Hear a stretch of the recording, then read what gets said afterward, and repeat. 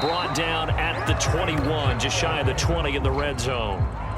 I have to think a major focus of the halftime meetings had to be figuring out how to create space for the running game to get operating. Well, what you pointed out to me at half seems accurate. That line has struggled to sustain blocks. Yeah, I would agree with that totally. They've got to focus on staying on their double teams at the first level, make sure that block's secured before they slide off and try and chip someone at the second level. Just a yard on the first down carry, so it's 2nd and 9. Well done to sniff that out defensively. He had it diagnosed pretty quickly. I love that description because diagnosed is perfect on that one. Read his keys, made the play, and he couldn't even get going moving the football.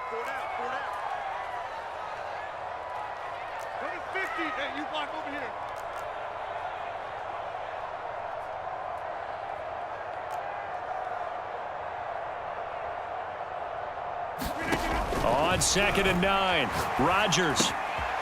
And a quick throw here, that's complete. The reception good for 7. It's 3rd down.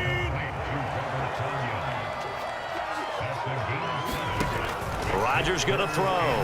He'll buy some time right. Got his tight end, that's complete. It's Lewis. And the Packers are going to have 1st and goal coming up as they're able to convert there on 3rd and 2.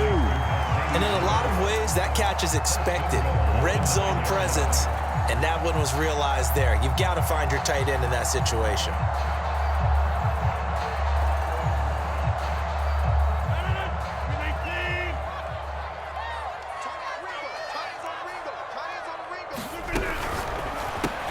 Got his man complete over the middle. It's Cobb. A gain of 4 last play. They double that here and get 8. Never make the mistake that the slot receivers, especially the little guys like we're watching here, are just quicker than fast. A lot of them combine quickness and speed, and they catch a lot of footballs, as we just saw there. 2nd and goal from the 1.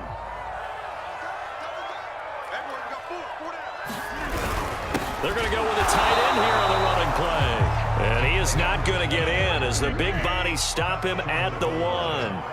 They're held again, and do we have a goal line stand brewing? It's 3rd and goal. They'll try and pound it in with Dillon. And he's going to take it in. Touchdown, Packers. A.J.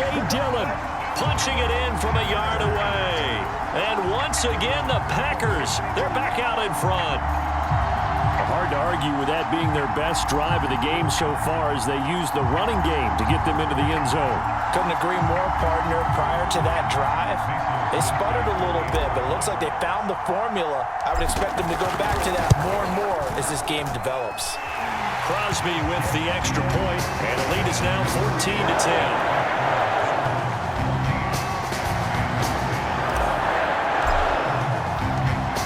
After the touchdown, here's Crosby to kick it away.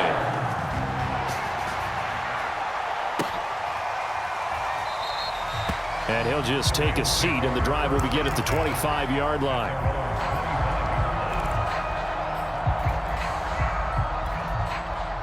Set to begin their next drive, the Rams offense at the line. And they'll be working from behind now following the touchdown a moment ago on the opening drive of the half. I think the guys right now, as they go out on offense, they're zeroing in on one big key. They don't have to do anything differently just because they're down on the scoreboard now. The intent, still the same, and what they plan to do on offense. Well, that was a fun one to watch right there. A nice in-breaking route and plenty of room in the middle of the field. And he was able to get behind the linebackers and grab the completion for a really good pickup.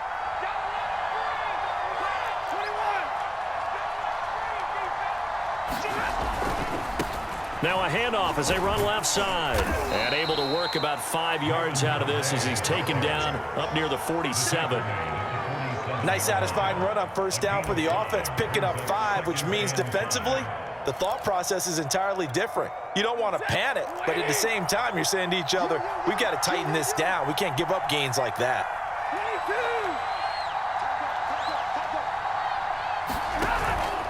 Again, it's Calais.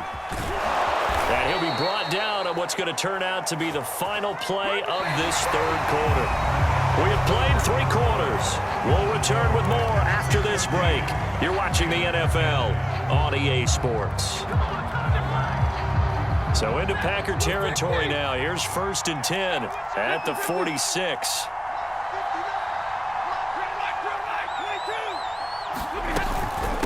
From the gun, they'll try to run it. And he is tackled inside the 40, not quite to the 35.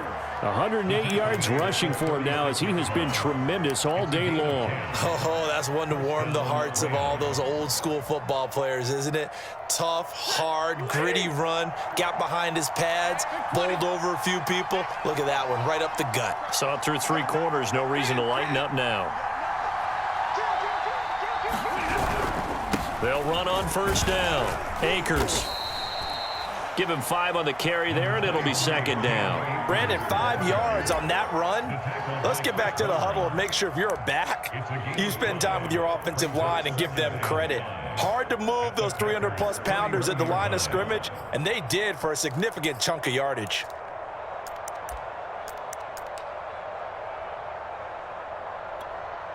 After the pickup of 5, here's 2nd and 5.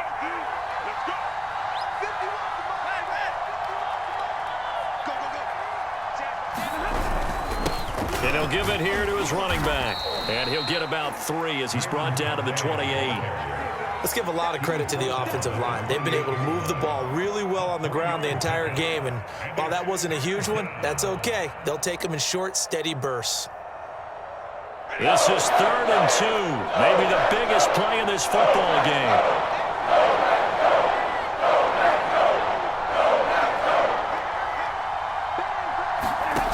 A shotgun snap for Stafford. Throwing for his running back, and he's got him complete.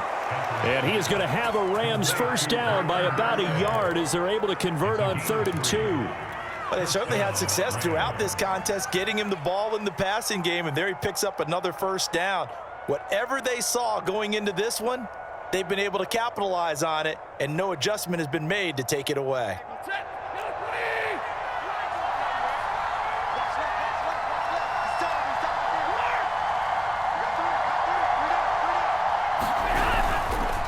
Now a handoff here to his running back.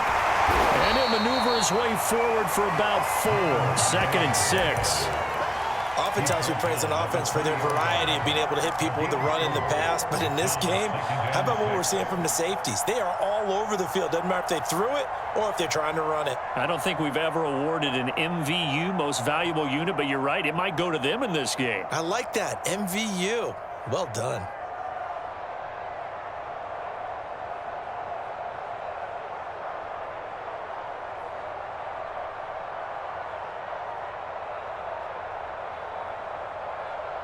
The run got 4. Now they deal with a 2nd and 6.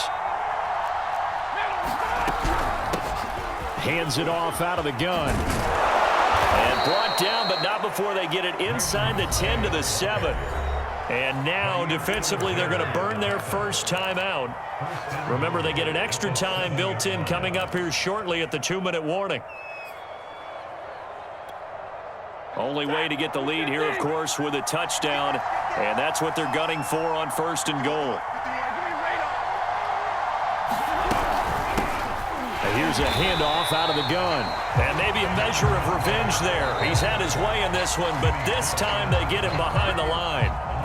And his defense here going to burn their 2nd timeout.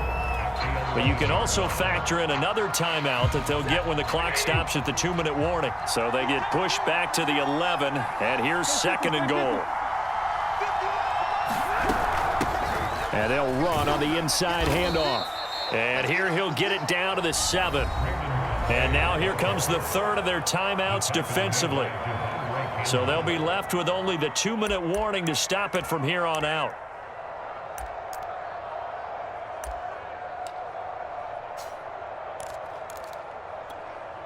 A lot of tired bodies on that field, but this is a big play, 3rd and goal.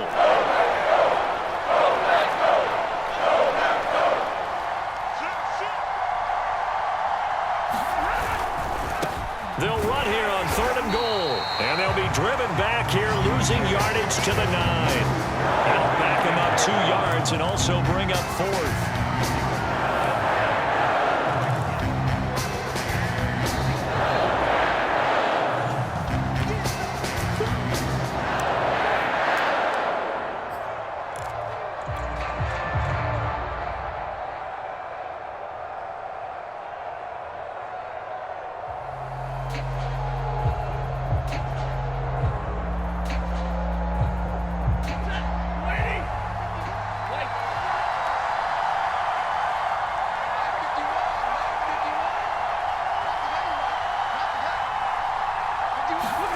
Desperation time for Stafford on 4th down. And this is going to be intercepted. Picked off by Jair Alexander. And the Packers have just about sewn up this football game. Just when you thought this game might be turned on its ear, a late interception pretty much going to seal the deal. Yeah, boy, talk about having your backs to the wall. This defense, they look like they're in danger of surrendering this lead, but they knew they needed that one play, and they got it right there, partner. About set to get this drive started, the Green Bay offense at the line. And this game not quite over yet. And we'll likely see them take all 3 timeouts defensively, so they can't just kneel this one out. They're going to have to try to run a few plays. You're exactly right. They've got to get a first down and make them use up all of their timeouts in order to feel like they have this one in hand. Well, it may seem a little unorthodox to some people. Got the lead, 4th quarter, yet he's still firing away. I think he believes that's the best way to go ahead and win the game. Yeah, a lot of coaches say, let's just run the football and be conservative. He's sticking to his game plan. No, that is his game, and that's what they're going to ride. They'll try and run some clock now with Jones. And I think this defense knew what was coming as he is smothered behind the line. Officially, it's a 1-yard loss. That's going to bring up 2nd and 11. At the 31-yard line.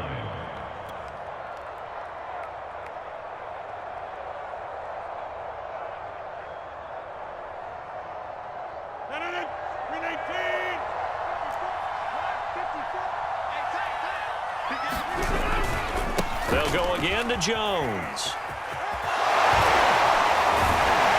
And able to break one tackle, but then quickly brought down. But a nice little gain. The Rams going to be forced to use their 3rd and final timeout as they'll head to the sideline and talk over what to do next.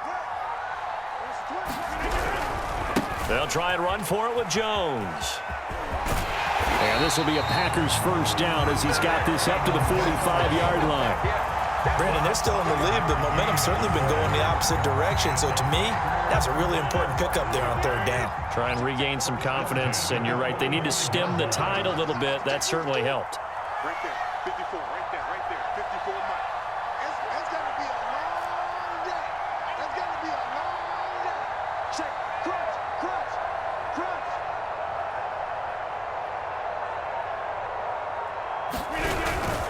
Now a first down carry by Jones. And he is met in his tracks behind the line of scrimmage. He'll lose a yard there, and it's 2nd and 11. Charles, why didn't they just take the knee there? You're asking the question that I'm asking as well, because we've seen a lot of football where coaches decide maybe they get a little greedy. I don't know if they're doing it for stats or for what reason.